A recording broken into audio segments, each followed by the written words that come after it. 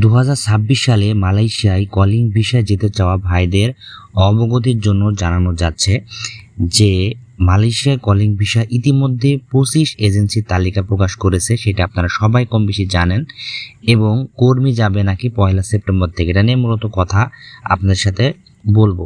ইতিমধ্যে আরেকটা বিষয় আপনাদের স্পষ্ট জানিয়ে রাখি যে মালয়েশিয়ায় কলিং ভিসায় যেতে যারা চাচ্ছেন তারা অতি উৎসাহী হয়ে এই 25টি রিক্রুটিং এজেন্সিতে কিন্তু ইতিমধ্যে পাসপোর্ট জমা দেওয়া শুরু করেছেন এবং অনেকে বলছেন যে দালাল মুক্ত, সিন্ডিকেট মুক্ত সুন্দর একটা পরিবেশে মালয়েশিয়ায় কলিং ভিসা কর্মী নেবে। কিন্তু আপনারা একটা প্রশ্ন নিজের থেকে কিন্তু এখনও করেননি যে মালয়েশিয়ায় কলিং ভিসা কর্মী নেবে, কত সংখ্যক কর্মী নেবে এবং কোন কোন সেক্টরে কর্মী নেবে। এটা কিন্তু মালয়েশিয়া শ্রম ভিত্তিক যেখানে FWCMS এখানে কিন্তু স্পষ্ট করে এখনো বলেনি।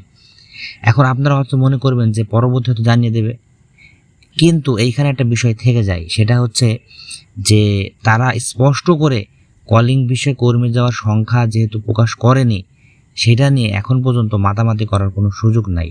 আবার আর একটা গুজব এখানে উঠে আসছে যে মালয়েশিয়ায় কলিং ভিসাতে যাওয়ার জন্য তারেক রহমান যখন মালয়েশিয়া সফর করে তখন একটা গোপন বৈঠক করে ফেলেছে, মানে সিন্ডিকেট সেখান থেকে শুরু হয়ে গেছে। বিষয়টা এটারও কোনো যৌক্তিক কোনো প্রমাণ নাই। তাহলে আসলে যে 25 এজেন্সি তালিকা প্রকাশ করলো এটা কি তাহলে গুজব? না, এটা আসলে গুজব না। একটা বিষয় আমরা স্পষ্ট করে আমি যদি একটু আপনাদেরকে আমি যে সরকারি যে ওয়েবসাইট আছে সেখানে এখন আমি আপনাদেরকে দেখিয়ে দেবো। আপনারা একটু স্ক্রিনের দিকে যদি একটু লক্ষ্য করেন এখানে স্পষ্টভাবে দেখতে পাবেন যে তারা আসলে কি বলেছে।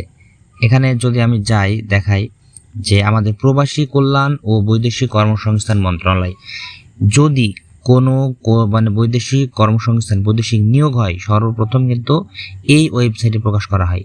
তো এখন পর্যন্ত আজকে আমি এই ভিডিওটি রেকর্ড করছি 25 আগস্ট। এখান থেকে বিগত সময়গুলোতে কোনো ধরনের মালয়েশিয়া সংক্রান্ত কোনো নোটিশ এখানে নাই। এরপরে যদি আমি যাই বয়েসেল, যেটা সরকার অনুমোদিত recruiting agency Bangladesh overseas employment services, এখানেও কোনো ধরনের কোনো নোটিশ তারা কিন্তু এখনও বলেনি। 25টি এজেন্সির কথা এখানে তারা এখনও বলেনি।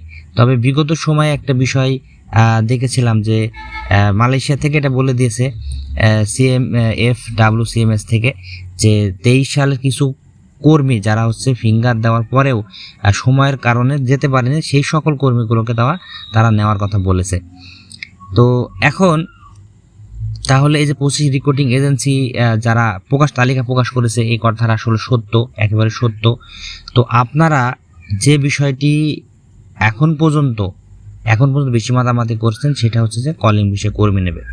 তো কত সংখ্যক কর্মী নেবে, কারা নেবে, কিভাবে নেবে, কোন মেডিকেল কিভাবে হবে, কবে থেকে হবে, এটা কিন্তু এখন কোনো কিছুই সিদ্ধান্ত দেয়নি। তাই অতি উৎসাহী হয়ে আপনারা যদি এই 25টা এজেন্সির কাছে পাসপোর্ট জমা দেন মানে মালয়েশিয়া যাওয়ার জন্য, সেটা আমি মনে করি একেবারে বোকামো হবে। এবং সিন্ডিকেটের যে বিষয়টি সেটা কিন্তু আসলে তৈরি করে আমরাই, এখানে সরকারের কোনো আসলে দোষ নাই। তো কত সংখ্যক কর্মী নেবে সেটা না জেনেই দেখা যাচ্ছে এই 25 এজেন্সিতে অসংখ্য পাসপোর্ট কিন্তু ইতিমধ্যে জমা পড়ে গেছে। তো আপনারা আবারও বলি অতি উৎসাহী হয়ে আপনারা পাসপোর্ট এই মুহূর্তে কোথাও জমা দিয়েন না। যদি জমা দেন সেটা আপনাদের একান্ত ব্যক্তিগত বিষয়। আর যে কত টাকা নেবে, যেহেতু সরকার এখন পর্যন্ত কোনো ওয়েবসাইট তাদের কিন্তু তালিকা এখনও প্রকাশ করেনি যে কবে থেকে যাওয়া শুরু হবে। তবে আর একটা বিষয় এখানে বলে দিয়েছে, মানে সিন্ডিকেট যেন না হয় সেজন্য যে এখান থেকে এই ওয়েবসাইটটা থেকে আমি আপনাকে দেখিয়ে দিচ্ছি, মালয়েশিয়ার FWCMS, এখান থেকে আপনার সরাসরি একটা আবেদন করার একটা অপশন পাবেন। আপনার নিজের পাসপোর্ট নম্বর দিয়ে আবেদন করার প্রক্রিয়া পাবেন। তো সেই পর্যন্ত আপনাদের অপেক্ষা করতে হবে। আপনারা আগে থেকেই যদি বিষয় নিয়ে মাতামাতি করেন তাহলে কিন্তু আপনাদের ক্ষতি আপনার নিজেই ডেকে আনবেন। তাই যদি এই সিস্টেমটা চালু করে যে আপনার নিজেই যদি আবেদন করতে পারেন এবং ওই এজেন্সির লাইসেন্স নম্বর দিয়ে, তাহলে কিন্তু অনেক সুবিধা হয়। তো এই হচ্ছে আসলে বিষয়। তো ভিডিওটি শেয়ার করে দিবেন এবং ধৈর্য ধরেন, কিছু সময়ের মধ্যে আপডেট আসবে। সেই পর্যন্ত সবাই ভালো থাকবেন। আল্লাহ।